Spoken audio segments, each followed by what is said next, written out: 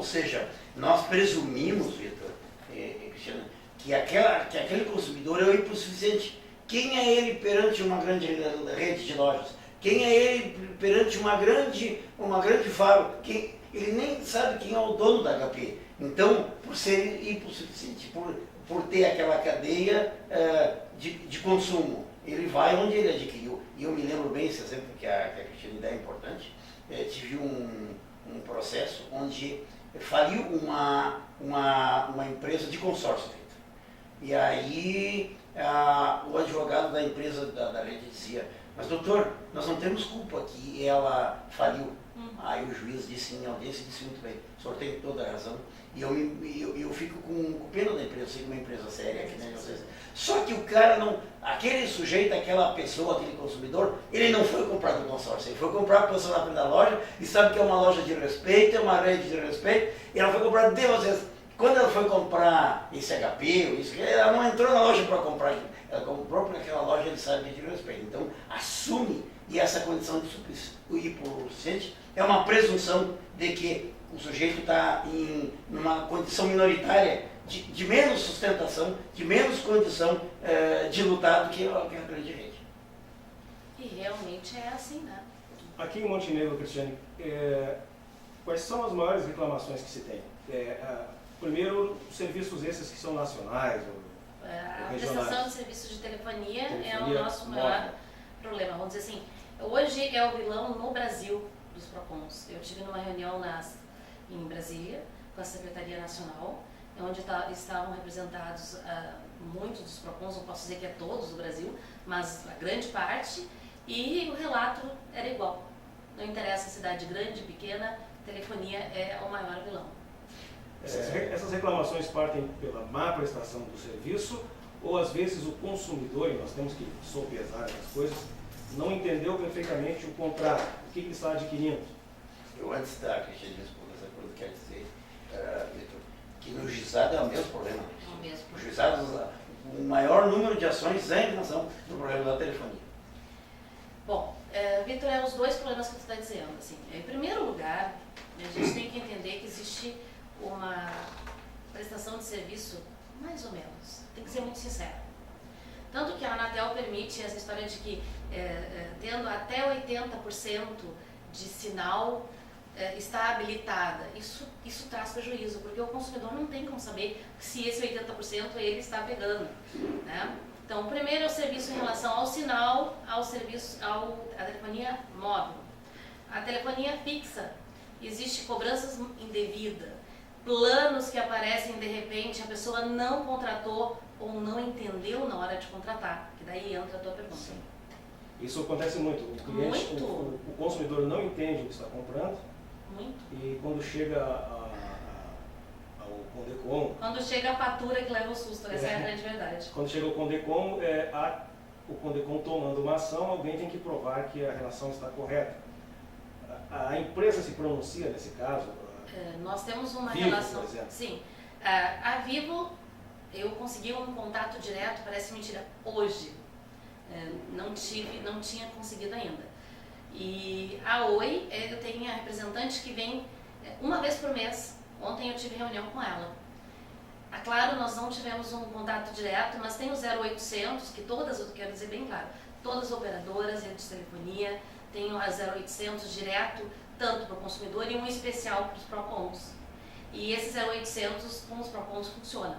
Graças a Deus, essa é a boa notícia. A péssima notícia que eu sempre digo, eles fazerem os PROCONs de empresa de saque.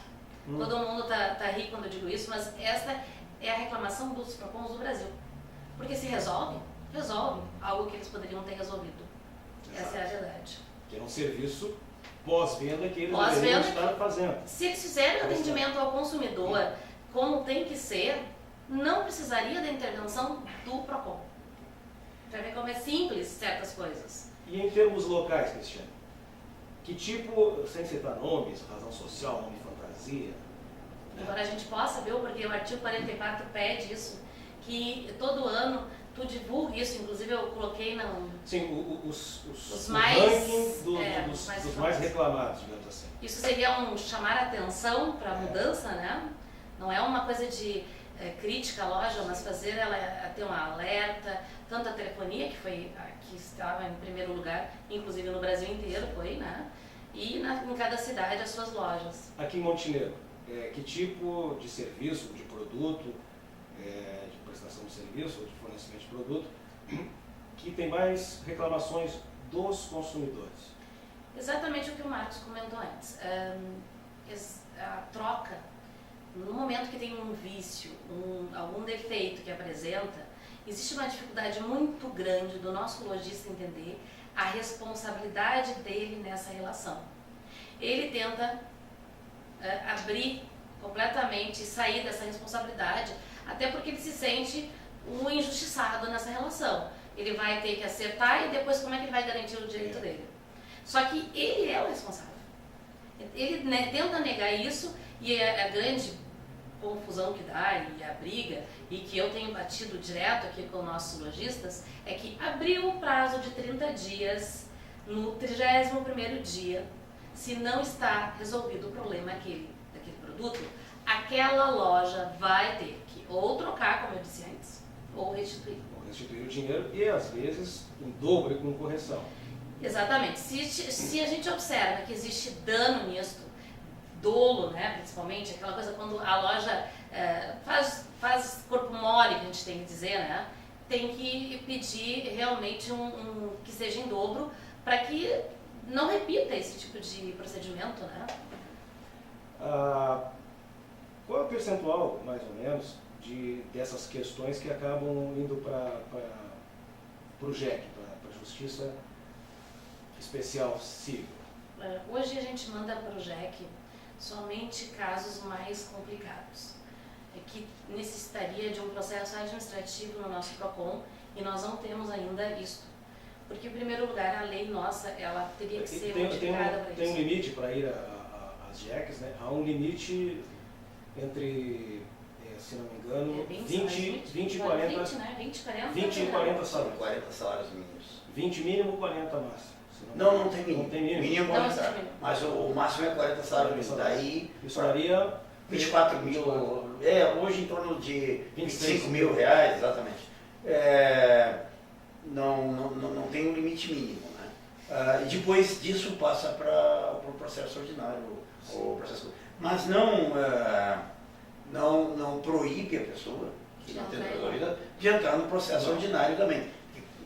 Com uma causa às vezes é mais complexa, Vitor, o ideal nem seria ir para o juizado especial. Ela exige, por exemplo, perícia, ela exige testemunhos e tal, e a pessoa tem condições e ela deve procurar o juizado, e nesse caso também, se não tem condições, o assistência judiciária, né? Porque o juizado especial civil, o JEC no caso, ele é mais enxuto, ele é mais rápido, né? E de repente você não pode levar, se a coisa é mais complexa. No juizado especial, inclusive, não precisa nem o advogado. Na primeira parte dele, com certeza não precisa. Ele, Vitor, ele é alertado na primeira audiência, é o conciliador. Ele é alertado de que a outra parte poderá vir com testemunhas, advogado, mas ele realmente não precisa. Por isso que tem que ter cuidado, às vezes é um pouco complexo, e busca a via ordinária e deixa o juizado.